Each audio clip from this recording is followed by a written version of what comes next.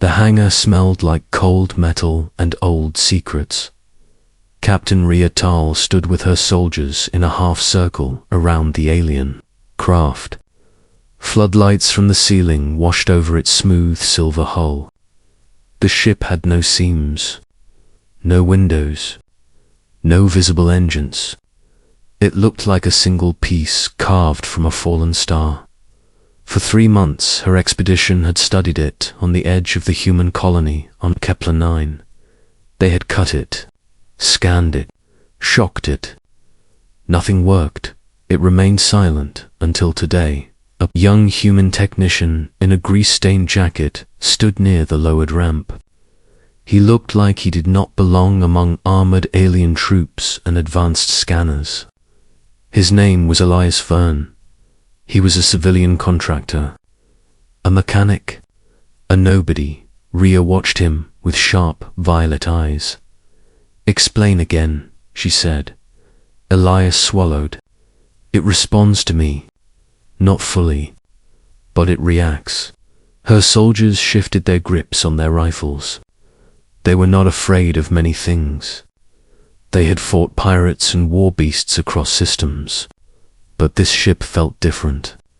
It felt aware. Rhea stepped closer to Elias. She was taller than him by half a head.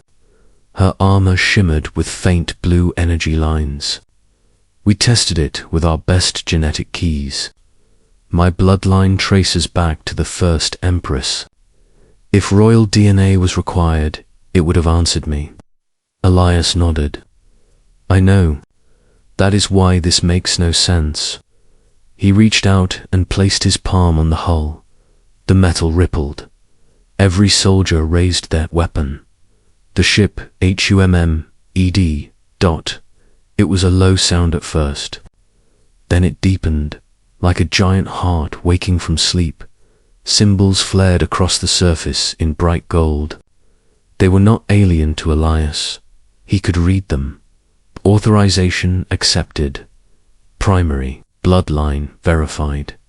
Rhea felt her breath leave her lungs. "That language," she whispered. "It is old Solarian. It predates our empire." Elias stared at the glowing text.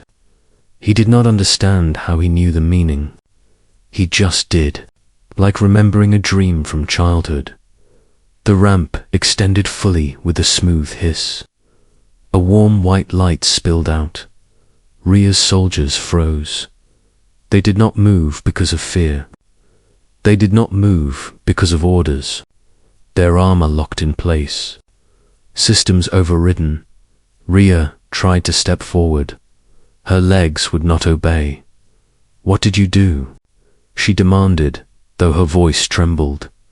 Elias slowly turned around. "I did not do anything." The symbols shifted. Royal Command Authority transferred. Genetic match at 99.98%. Rhea's eyes widened. "That is impossible." The Empire had ruled for 12,000 years. The royal genome was protected, guarded, tracked, and yet the ship had just declared a human mechanic as primary authority. Elias felt something stir in his chest.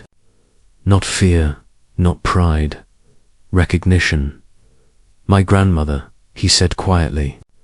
"She used to tell stories about Earth, about a lost line of kings who vanished before the Empire rose."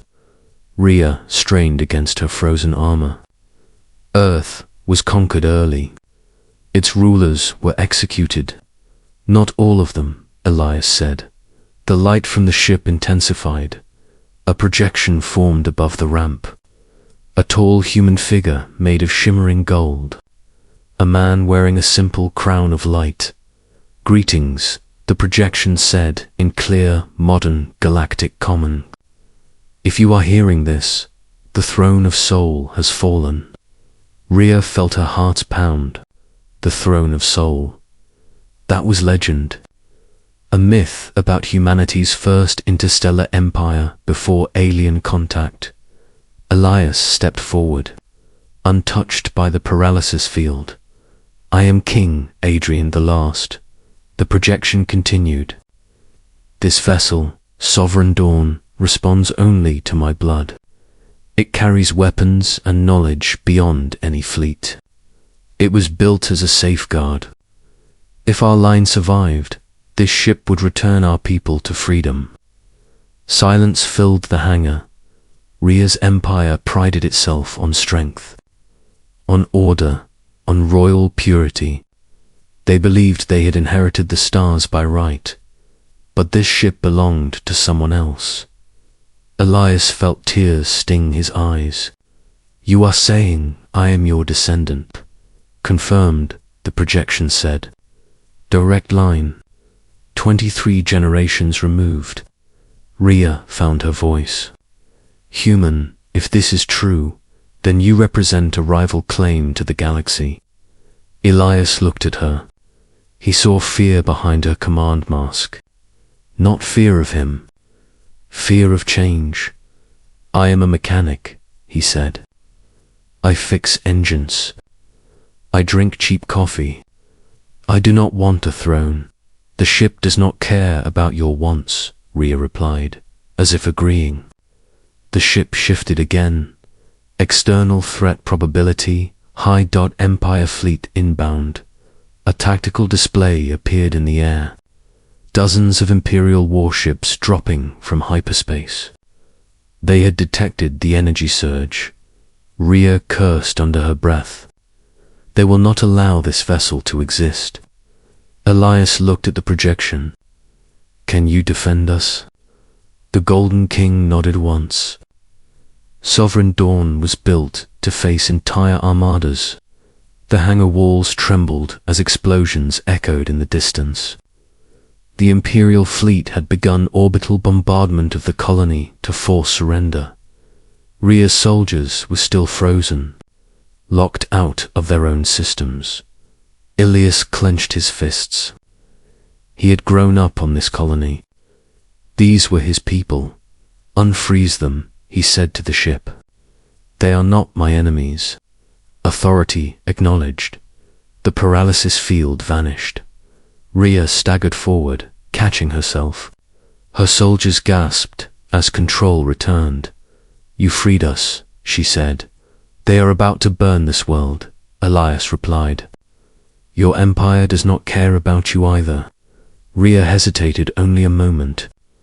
Then she turned to her troops. Defensive formation. We protect the colony. It was treason. She knew it. They all did. The ramp of Sovereign Dawn widened into an open gateway. Primary air, the projection said, addressing Elias. Take command. He stepped inside. The interior was vast and bright. Walls curved like flowing marble. A central platform rose before him. When he placed his hand on it, the entire ship responded. He felt connected to every system, every weapon, every shield. He could see the Imperial fleet in orbit. They dwarfed this single vessel in numbers. But Sovereign Dawn did not rely on numbers. Deploy countermeasures, Elias whispered. Above the planet, space itself seemed to bend. Beams of pure white energy lanced outward from nowhere and everywhere at once. Imperial cruisers shattered like glass. Shields failed instantly. Engines died. The fleet tried to retreat. They could not.